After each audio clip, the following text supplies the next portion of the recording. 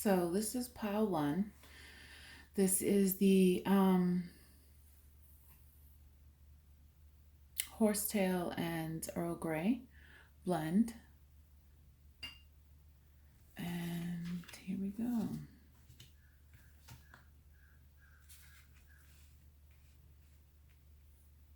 So pile one, Mercury retrograde in Cancer. What is the energy for you at this time? Okay. All right. All right.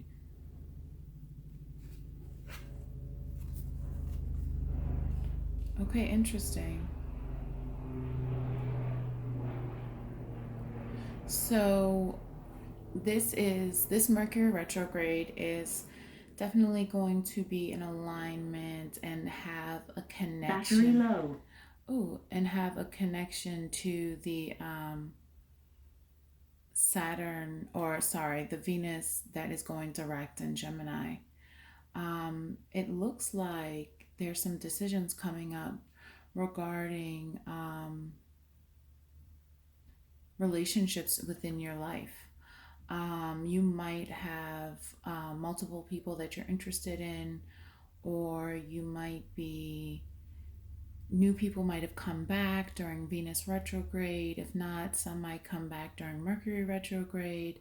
There could be somebody that you're dealing with, but this is an energy of deciding, and it's it's not an energy of surrendering. So um, it's actually, so this is really the opposite of settling. You know, Battery low. I'm gonna have to turn that off.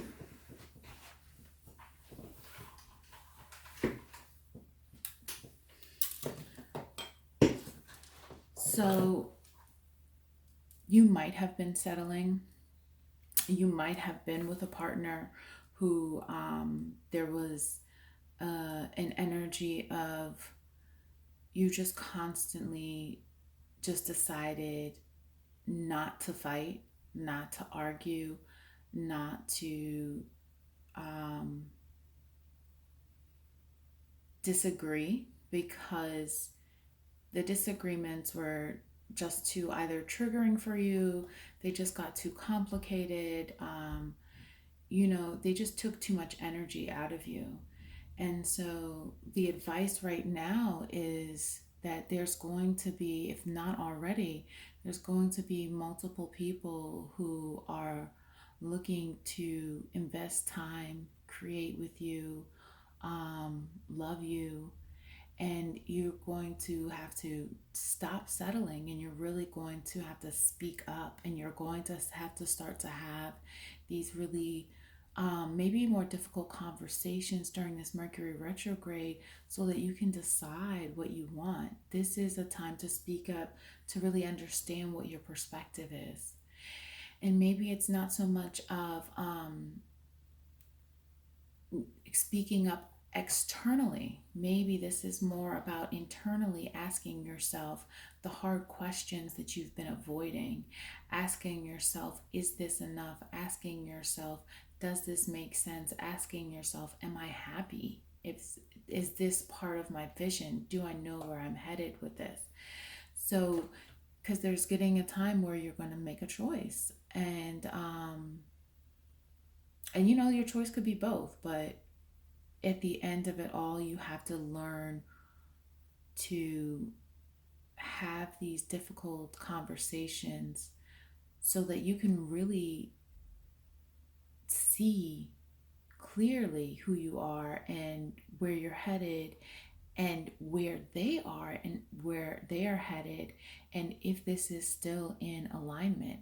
I think conversations with other people who are coming back from the past will highlight things that might be off within a current situation or somebody you're currently getting to know. So take this time to really reflect, really go into this Mercury retrograde with an open mind, understanding that there's a lot more for you to learn about yourself and how you navigate relationships. and you sort of giving yourself the time and the space to understand things from a different perspective will really fine tune where you want to be, who you want to be with, and what type of relationship you want to have. Okay, pile two. So, pile two is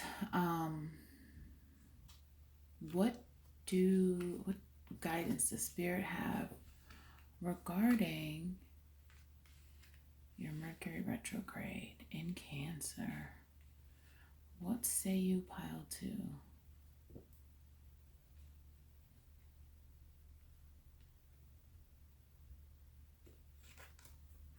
Okay, the star. Okay, beautiful. The star energy has been coming up a lot. Um, so has this energy, the tower.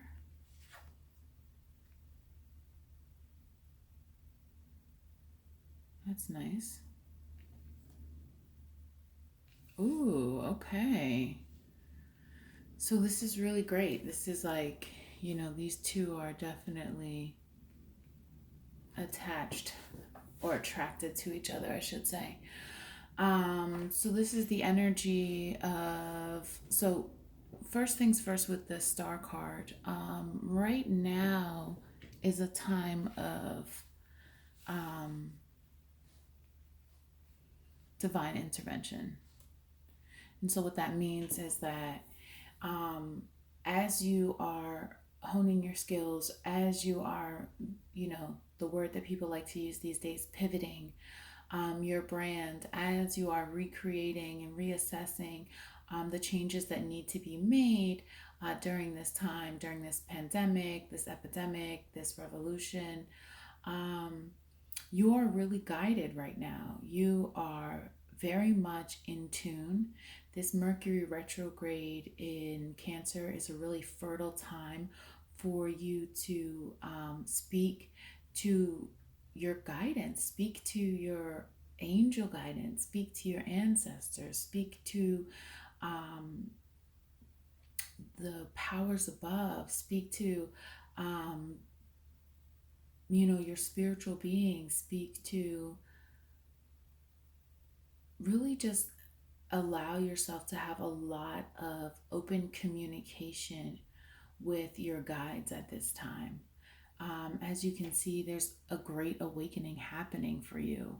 So, one is to allow yourself to have communication with your guides, but also the other bit is that even if you feel alone during this time, even if you feel very unsure, uneasy, um, apprehensive about what is happening at this time, this is all in divine guidance. So you are on this path, on this journey that does take you out of your comfort zone, does put you in difficult situations, does destabilize you. But all of that is to leading you to your community. So there's this energy of all of these things needing to fall away in your life to understand who is truly there to support you and who is truly there as an emotional guidance, and who can you convene with, who can you create with, who do you feel supported by, who do you feel nurtured with, who can you grow with, who do you want to grow with. And this awakening is going to help you understand what it means to form community and what it means to be in a supportive community. So look to this Mercury retrograde in Cancer as really some upheaval within the home and within the women of the home. Maybe being under distress, maybe being in need of some nurturing and attention and care. So this may be you yourself, or this may be somebody else within your home, and then them being able to understand, or it might not even just be the woman, it could just be the feminine within you, right? This vulnerable, this this emotionally mature portion of yourself as you're going through this awakening might be physically disturbing to the body, might be very triggering to your emotional body, might be very scary to mentally. Um, so there's just this energy of being during this very vulnerable time in your life, um, understanding who truly is your support system by who shows up. So, although it's uncomfortable, note that this uncomfortability is to guide you to the community that you need to really focus on, that is truly here to help you, and that you can move forward with. Okay, so within all of the chaos comes a really nice clarity. And through it all, by the time this Mercury retrograde wraps up, you should feel really supported by the people around you. Okay. Okay, and this is for pile three. This is the frankincense pile.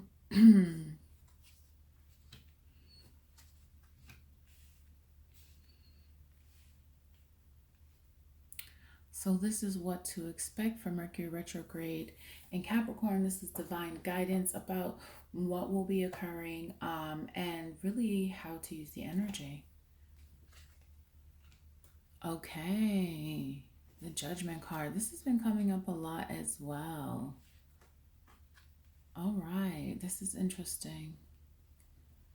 Okay. Divine counterpart.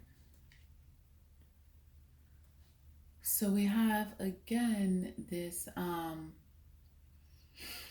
the connection between Venus going direct and Mercury going retrograde. With Venus being in Gemini and Mercury being in Cancer, we're seeing this energy exchange again.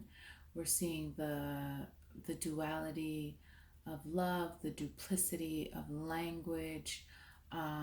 What's the difference between our wants and our desires, our needs and our must-haves? And so we're going through this whole deeper understanding of the ways that we love and how we love others, and how others show up for us. So there's really this energy at this time of you moving to a different space in regards to love.